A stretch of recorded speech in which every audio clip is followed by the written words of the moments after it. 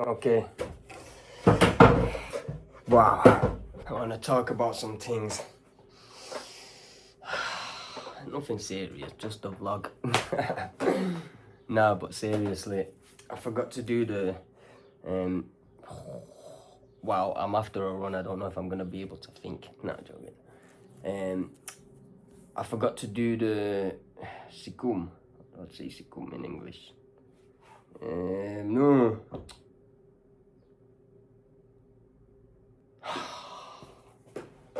What's that word now?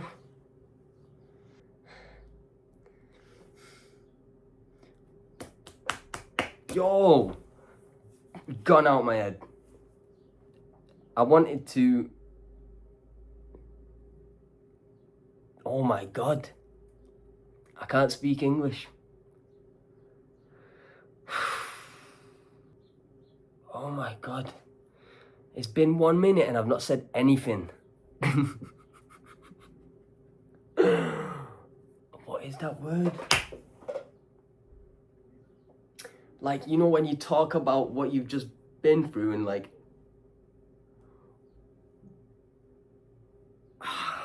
what? Bro, that's annoying.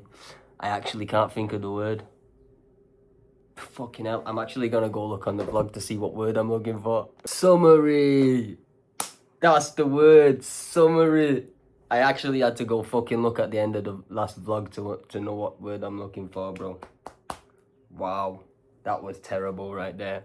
But anyway, we're gonna summarize the Kiel. Oh no, oh yeah, it is actually. It was a long vlog that. So we're gonna go from the Hamburg talk, until the last talk, which was in Neumünster.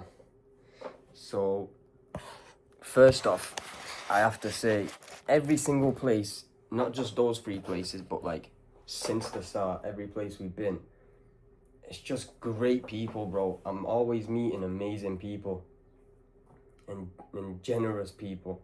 So Hamburg was interesting, mostly because of the, like, I really loved the Ark, the place where they like help the kids, and that like proper touched me and like made me think a lot about how good people are, you know, and what they're doing for other people. And the talk was full, you know. That was the first time that we'd been in a place and it was literally full. There was no space for anyone else, bro. And when we walked in there was like, the chairs were set up. I think they set up maybe like 40-50 chairs, and we came, and like 10 minutes before, people started flowing in, and they had to bring more and more chairs into the fucking room, bro. And I'm telling you, it filled all the way back, and it was just full of people, bro. That was good. That was, well, I was so happy to see that. Yeah, that was good. And they asked me interesting questions as well, so I think they really enjoyed that. That was a good speaking. And we're slowly, me and Tina slowly getting better at, you know, speaking, because it's hard at the start, because it's not like I'm used to, where it's just I tell my story and I flow with it. I have to literally say sentence. So you say a sentence and then you stuck, and then she has to say it in German, and I have to try and remember exactly where I left off, so it makes sense, you know what I mean? So I like start from the next sentence how it should be. It's difficult, man. It's not easy. But yeah, we're getting better at that. And yeah, we slept in Hamburg, and when we woke up and we went straight to Kiel, which there was a great place as well, very nice place. It's like like close to the sea, to the Baltic Sea. So we've been to the North Sea and the Baltic Sea, and we went into the sea, and the water was freezing, bro, like a lot colder than I'm used to in Israel. Like in Israel right now, you go into the sea and it feels like you just made yourself a big ass bath and you're going inside and it's sick. But here, cold water, Good job, just 2 weeks ago I did the ice bath. So I compared it to that and then it wasn't so bad. You know what I mean? But it was good. We had a good time. It was refreshing. And then we had the talk in Kiel. And that talk was also good. And that church was crazy. That was a big church, bro. And it looks nice. And I don't know. I'm not used to being in churches. Obviously, I'm a Jew, bro. But it was a nice church. And there also we had a good amount of people that just... Tina said she counted 70. I don't know when they had the time to count. But if that's what she says, I'll believe her. But the technician, no, one of them two, said he counted 50, but I don't know. Even 50 is good. It's pretty consistent. Like most of the speakings, I don't think there's been a speaking with less than 50 people. So it's consistent. It's good. It's a good sign. And that was a good speaking too. I like the fact that we had the microphone there, so I didn't have to hold anything. That was good. And then after that, we went and we was gonna eat at a beer garden, but then the beer garden didn't serve any food anymore because it was late. We wanted to watch the England game. They didn't serve food because it was late, and then Cornelius asked them, "Can we order food and then just eat it here?" And they were like, "No, because then everyone's gonna do it." And we're like, "Well, why don't you just serve food then? What the fuck?" Anyway, it was fucking strange. But then we just went to a pizza place, but they had like a bunch of pasta and that, so I ate a bolognese because I don't eat pizza. And I watched the start of the England game on their computer, like, you know, behind the thing in the office. They were watching it, so I asked them, "Can I come watch it with you?" Because there's no way I was missing that, bro. And Norway scored a goal, and I was like, shit. And then eventually England scored a goal, and I was buzzing my tits off, bro. And then I thought they scored another goal, but I think it was offside. And then it was half time, so in the half time we went to back to the beer garden. But then on the way to the beer garden, Tina was tired, so she wanted to go home, and I managed to watch the game on my phone. So we went home and I watched the rest of the game on my phone and then on my laptop, and then England scored another goal. Fucking Bellingham, bro, the best player on that team. Sick guy, bro. G-star. I was buzzing, so buzzing, and I had to be quiet because everyone was already sleeping. Yeah. And then the next day I had to wake up early because we went to another speaking in the morning. So I was tired, bro, when we got there to Neumünster. Yeah, I was so tired. And then the service started. It was a Sunday service, so it was like energetic and that, and playing music and singing. And then they called me to talk, but I only had 15 minutes. So it's not like I could tell the full story because it takes like an hour and 15 minutes to tell the story, especially with the translation. So I only had 15 minutes to speak, and I didn't know what I was gonna say. You know what I mean? So before, while they were all praying in German and Spanish, and I didn't understand anything, I was just asking God, like, listen, I can't tell my story how it is, like, with all the details. Just speak through me and tell them what is actually important to know.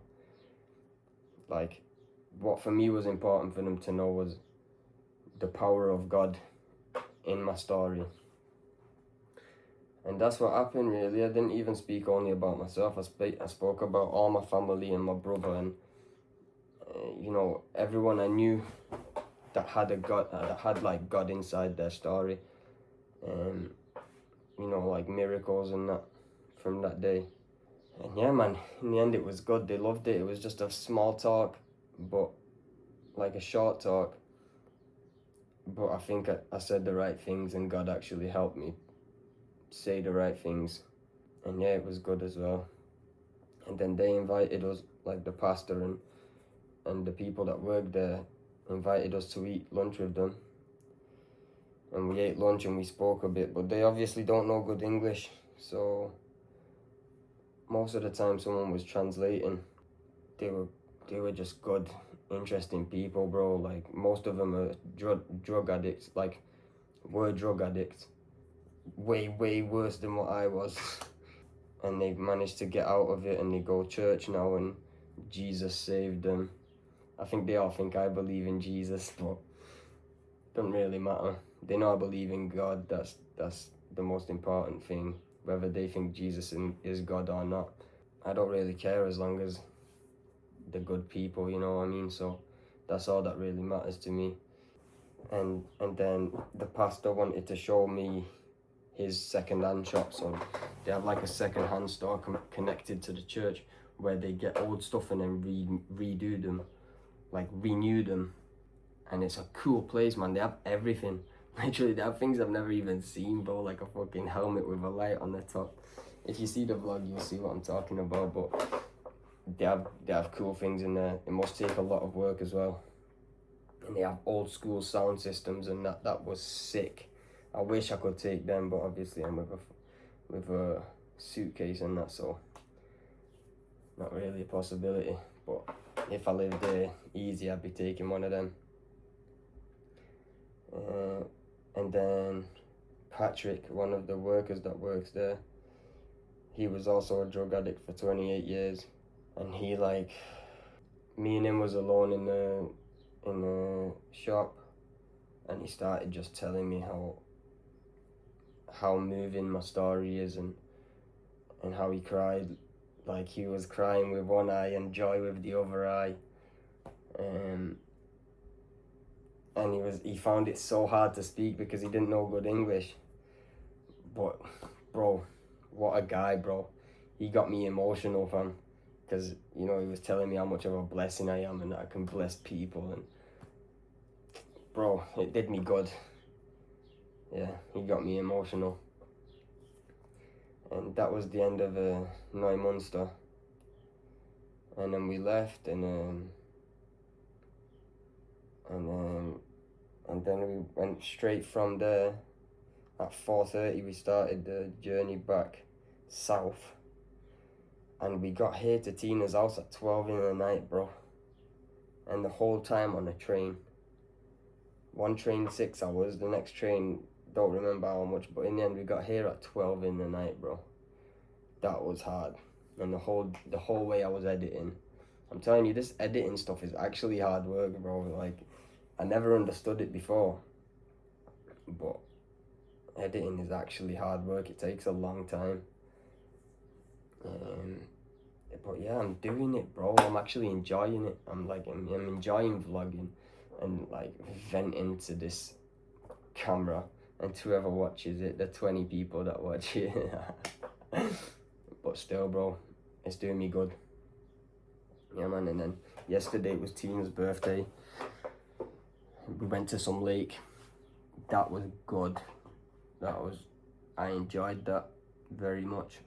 And I swam it. Like, it's a pretty long lake. Like, it looks, when I took a video, I was like, yo, everything looks small on, like, when you take a video of it. But it was pretty long, and to be honest, I thought, actually, with my eyes, it kind of looked not that big. So I was like, I got in the water just to get in the water. But I got in alone, and all the girls speak German and that, so I was like, you know what I mean? I just, for no reason, just started swimming to the other side. And on there, I was like, oh shit, this is actually long. Like, this is going to be a workout. So I swam the whole way, took a breather on the other side for maybe like 2 minutes, and then swam back. And it's mad because it's so big that when you get to the middle on the way back, me specifically, like, you know, I've not done like cardio workouts for time, bro, so obviously I'm not the fittest. And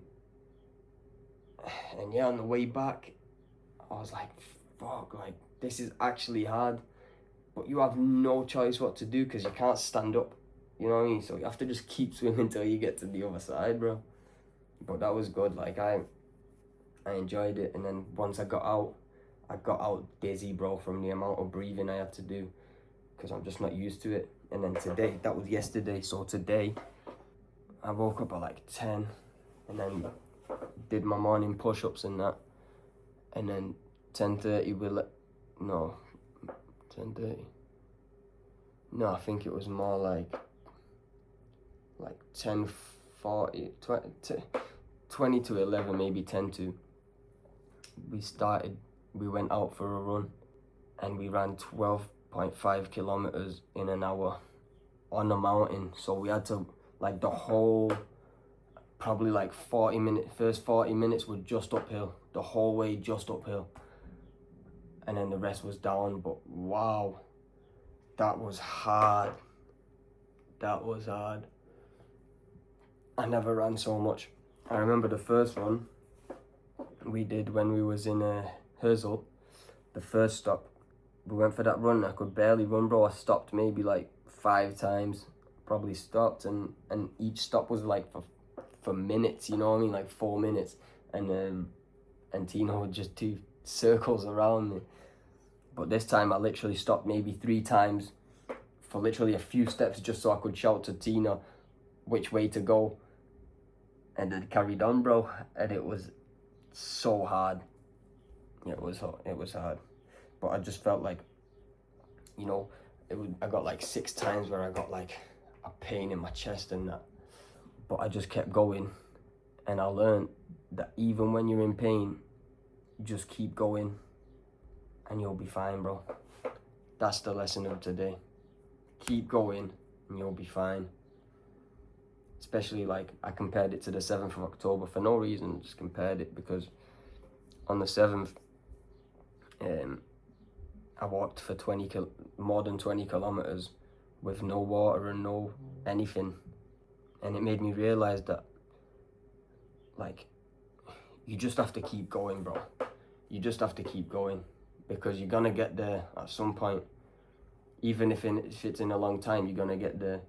But if you fall halfway through and you stop halfway through and you give up, then you're fucked in it. Especially, like, if I'm putting it in a real life situation, like on the October 7th, I would just be in the middle of a field somewhere in the burning sun, and I'd just die, bro. You know what I mean? So you have to keep going. Like, you got no choice. You know what I mean? You have to keep going, or you're gonna die, bro. Nah, but if I'm putting it in a metaphor, like, if we're talking about just running, you're obviously not gonna die, but you're not gonna be as strong as you could be if you keep going. You know what I mean? So keep going. That's the only thing. Just fucking keep going, bro, because the pain's gonna leave. You know what I mean? And then only when you get there, you'll feel the pain. And after a few days, you're fine, bro. Keep going. Yeah, that's my summary for the past few days. Keep watching my vlogs. Hopefully share it to people if you think it's worth it.